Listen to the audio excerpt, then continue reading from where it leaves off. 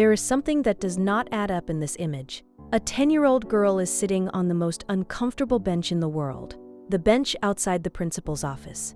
She has a black eye, a torn blouse, a bandaged knee from a previous scrape, and her shoes are untied. Everything in this scene is designed to extract contrition from whoever sits there.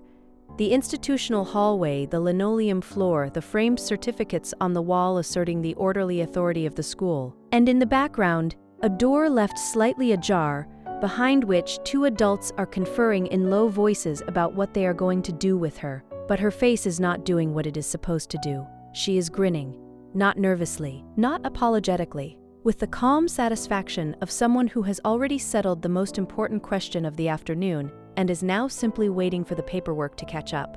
This painting has different names. It is known as the Shiner, as the young lady with the shiner, as Triumph in Defeat. And that last title is the only one that tells you what Rockwell was actually painting.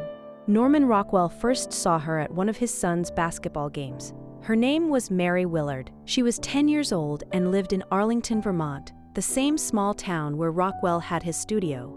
What caught his attention was not that she was photogenic, it was that she was arguing with her father over a glass of water with the complete certainty of a child who knows she is right and has no intention of pretending otherwise.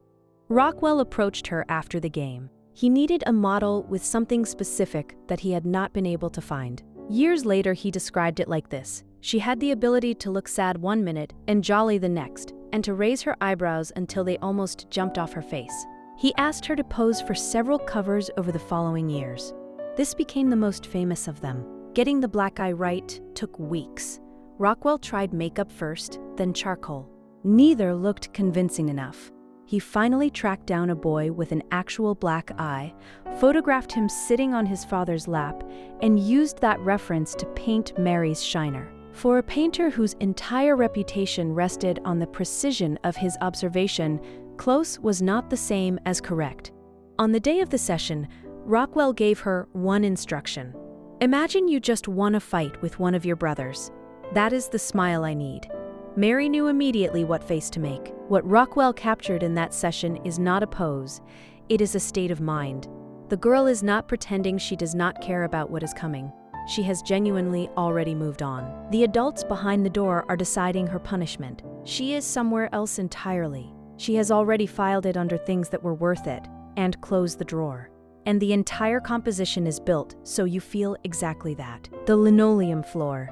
The diplomas on the wall asserting the orderly authority of a place that runs on rules she has just broken. Rockwell drove to Cambridge, New York to photograph an actual principal's office for his reference material. He photographed the door, the secretary, and the principal himself. He even had the door taken off its hinges and brought back to his studio. That door still exists. When the school was renovated decades later, a science teacher recognized what it was and had it preserved. It now sits in a display case near the school library, alongside Rockwell's original reference photographs. But let us go back to the door in the painting. Rockwell left it deliberately ajar, just open enough to see the adults but not quite enough to hear them. And that gap between what they are deciding and what she is feeling is where the painting lives. Because the door is not just a door.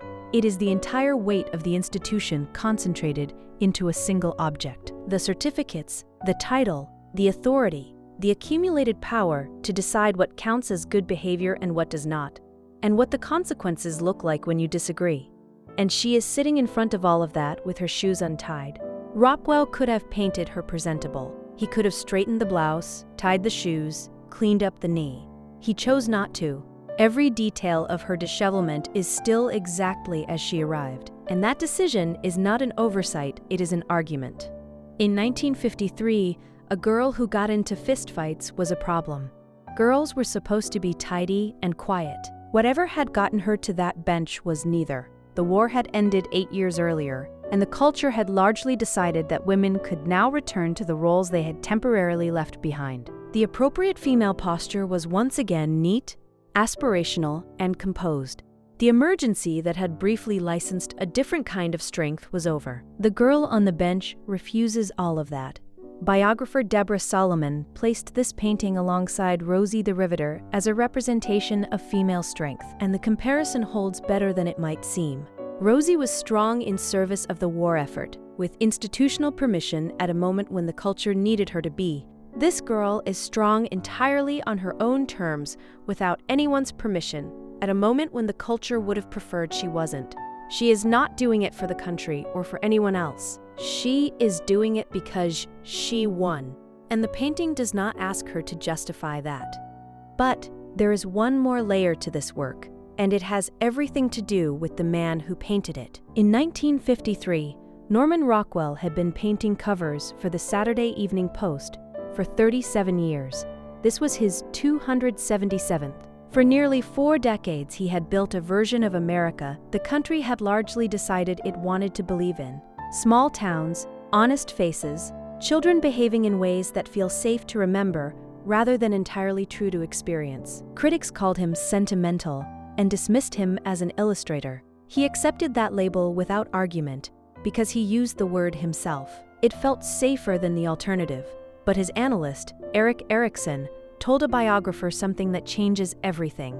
Rockwell painted his happiness but did not live it. He and his wife had moved to Stockbridge. Both were undergoing psychiatric treatment. The man who spent nearly 5 decades creating images of warmth, togetherness, and uncomplicated belonging did so from behind the careful distance of someone who understood personally what it meant to hold something together on the outside while something else entirely was happening underneath. He painted the version of America people wanted to see, and in doing so, he revealed more about himself than he probably intended. And in the middle of all of that, in 1953, he painted a girl with a black eye grinning outside a principal's office. He gave it to 7 million households as a magazine cover. The untied shoes, the bandaged knee, the blouse torn at the collar. None of it had been tidied before she was sent to sit there, which means either no one thought to do it, or she refused. And the painting leaves that question deliberately open. Rockwell was precise enough to have made her look presentable if he had wanted to. The fact that he did not is a choice, and choices in paintings made by careful men are never accidental. She came from a fight, and she is entirely at ease with that. Most people sent to the principal's office try to look like they belong somewhere else. She looks exactly like where she just came from, and she is fine with it. The adults behind the door are deciding what to do about her. She has already moved on. Mary Willard, who became Mary Leonard, is in her 80s. She has spoken about the painting in interviews. She was convinced she was in trouble the day she was called to the principal's office. Her twin brother held her hand as she walked over. When she arrived, she found Rockwell waiting.